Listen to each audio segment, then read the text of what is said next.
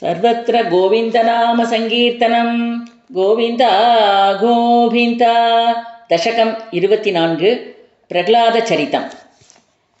ഹിരണ്യാക്ഷേ ഭോത്രീ हिरण्याक्षे भोत्री हिरण्याक्षे भोत्री പ്രവരവപുഷാ प्रवरवपुषा प्रवरवपुषा ദേവഭവതാ देवभवता देवभवता ഹതേ ശോകക്രോധ हदे सोगक्रोध अधे सोगक्रोध ക്ലബിധധൃതി क्लबिदधृति क्लबिदधृति രേതസ്യ സഹജഃ रेदस्य सहजः रेदस्य सहजः ക്ലബിധധൃതിരേതസ്യ സഹജഃ क्लबिदधृतिरेदस्य सहजः ഹിരണ്യപ്രാരംഭഃ हिरण्यप्रारम्भः हिरण्यप्रारम्भः कशिपुरमराराति सदसि कसिपुरमरारादिसदसि कसिपुरमरारादिसदसि प्रतिज्ञामातेने प्रतिज्ञामातेने प्रतिज्ञामातेने तव किल वधार्तं मधुरिपो तव किल वदार्थं मधुरिपो तव किल वदार्थं मधुरिपो विधातारं घोरं विधातारं घोरं विधातारं घोरं सकलु तपसि त्वानचिरतः सहलु तपसि त्वानचिरतः सहलु तपसि त्वानचिरतः सकलु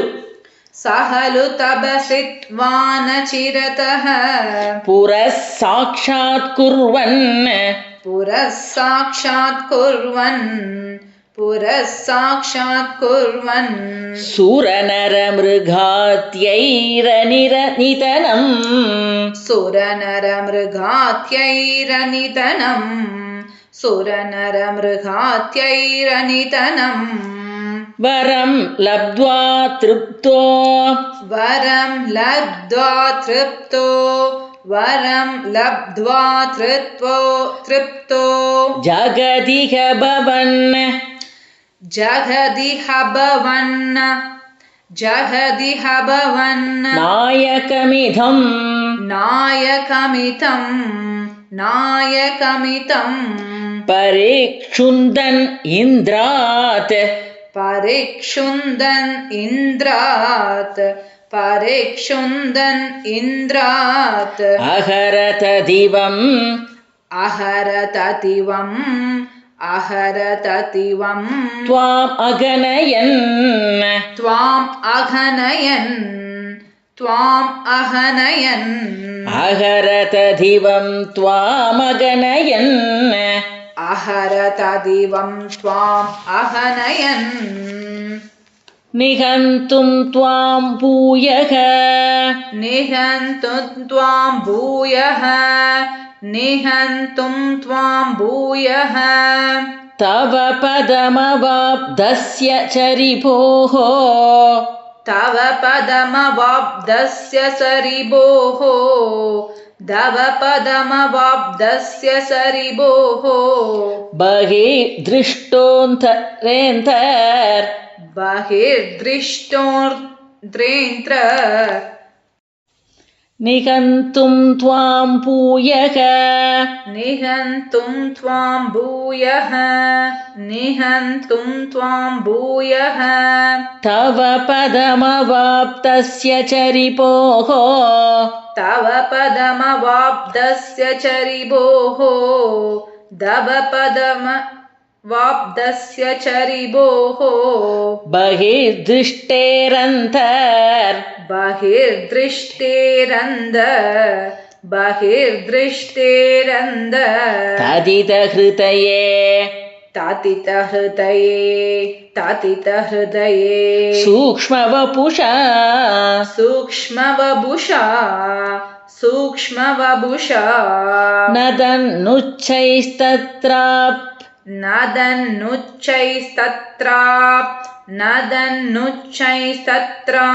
अखिलभुवनान्ते च मृगयन् अखिलभुवनान्ते च मृगयन् भियायाधं मत्वा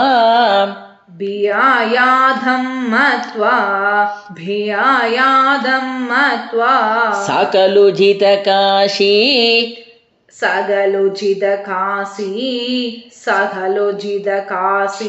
निववृते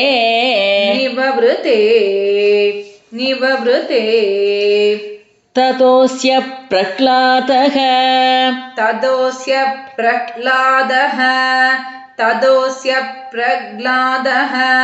समजनिषुतो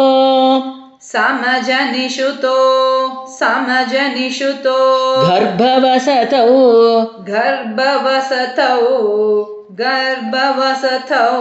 मुनेर्वीणापानेः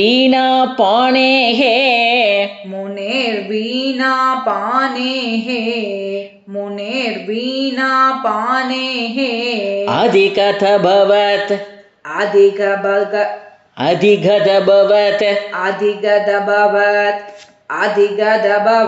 भक्तिमहिमा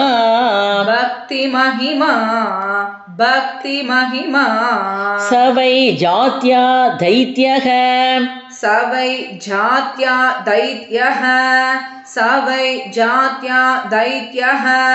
शिशुरपि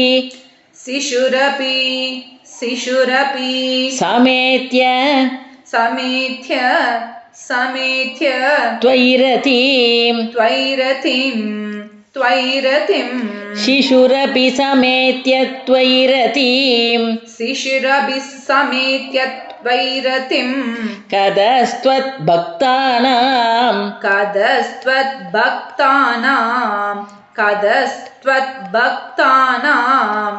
वरदपदमोता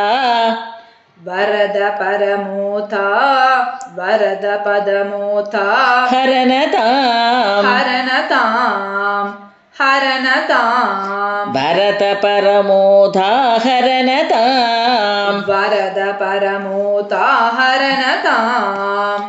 सुरारीणां हास्यं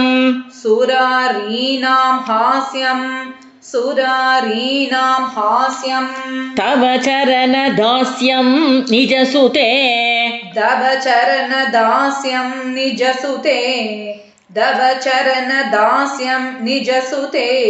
सदृष्ट्वा दुष्टात्मा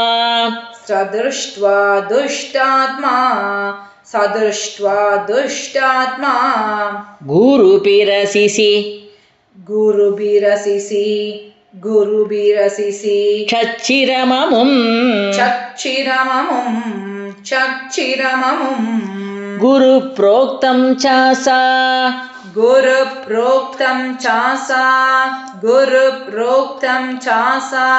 इदमिदमभद्राय दृढमिति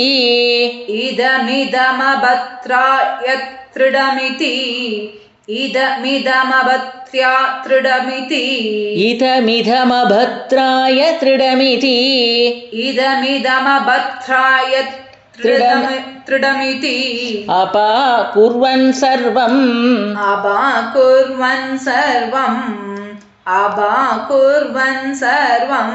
तव चरण भक्त्यैव ववृते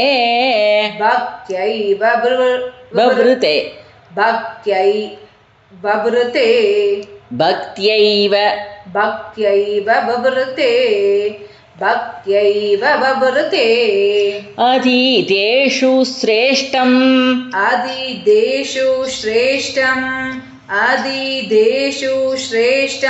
किमिति परिपृष्टे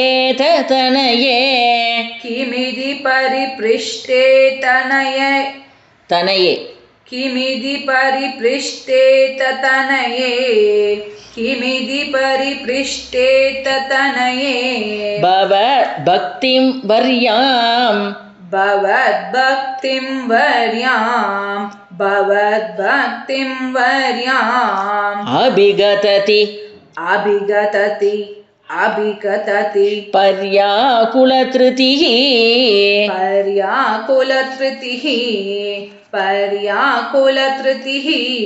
गुरुभ्यो रोषित्वा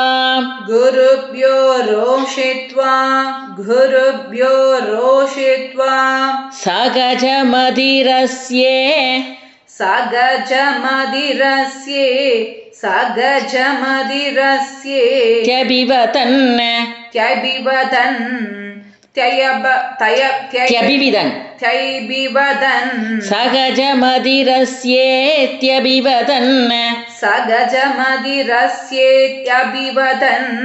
वतो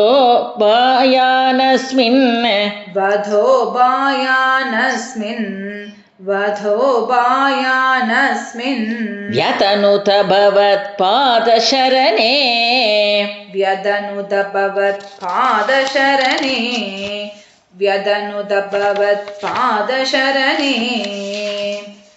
शशूलैरावित्तः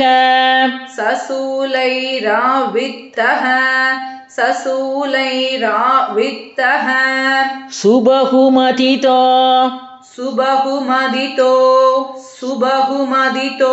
दिग्गजगणैः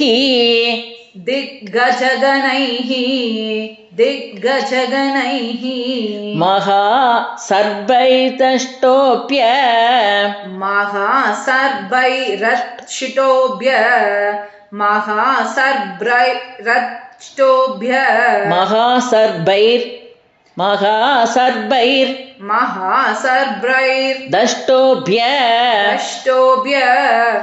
नशनकराहारविदुतः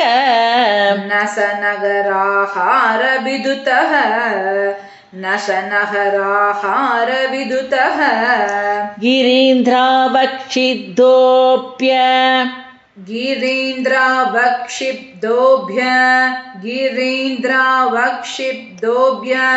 अहह परमात्मन्नैविभो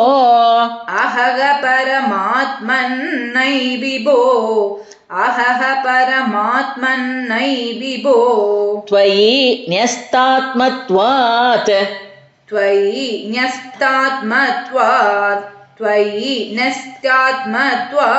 किमपि न निपीडाम् अपजत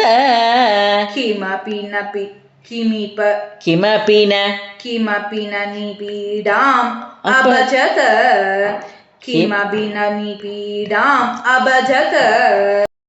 ततः शङ्काविष्टः स पुनरति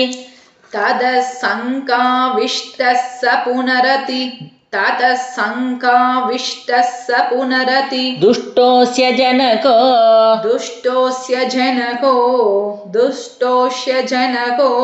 गुरुक्त्या तत्केः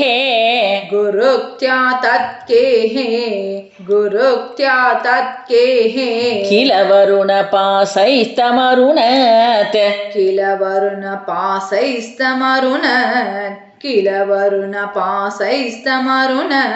कुरो सासान्नित्ये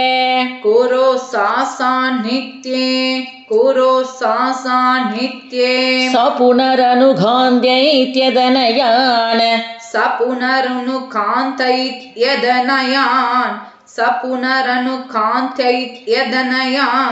भवद्भक्तेस्तत्त्वम्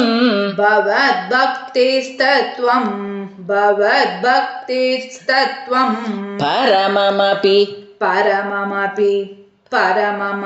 विज्ञानमसिषत्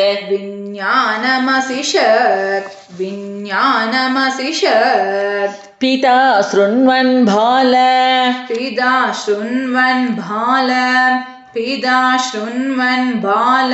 प्रकरमखिलम्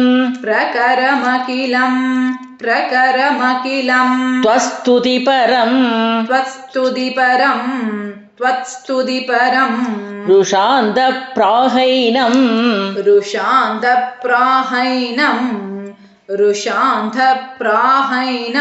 कुलहतकस्ते बलमिति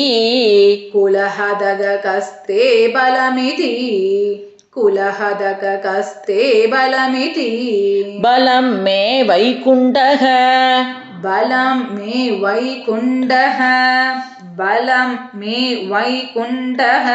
तव च जगतां चापि सबलम्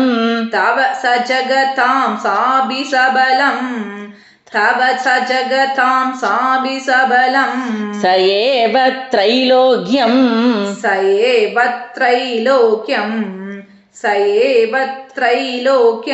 सकलमिति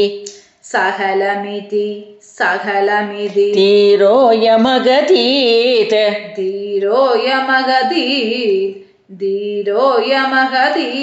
सकलमिति धीरोऽयमगतीत्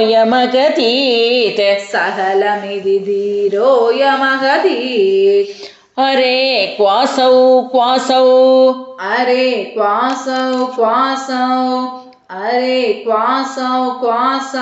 सकल जगतात्मा हरिरिति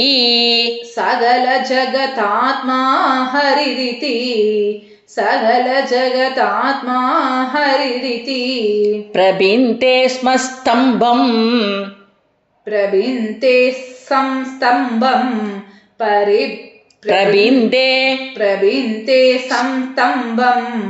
प्रबिन्दे स्म चलितकरवालोतिदिशुतः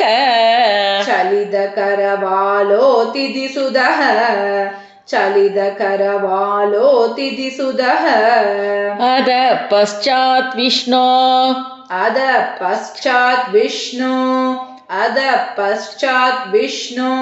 न हि वदितुमीशोऽस्मि सहसा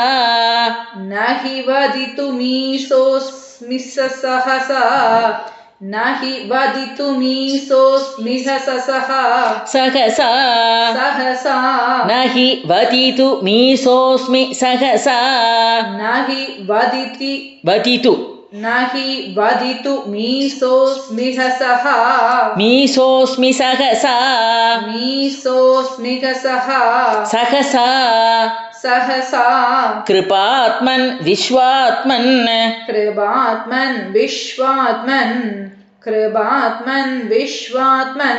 पवनपुरवासिन् मृडय माम्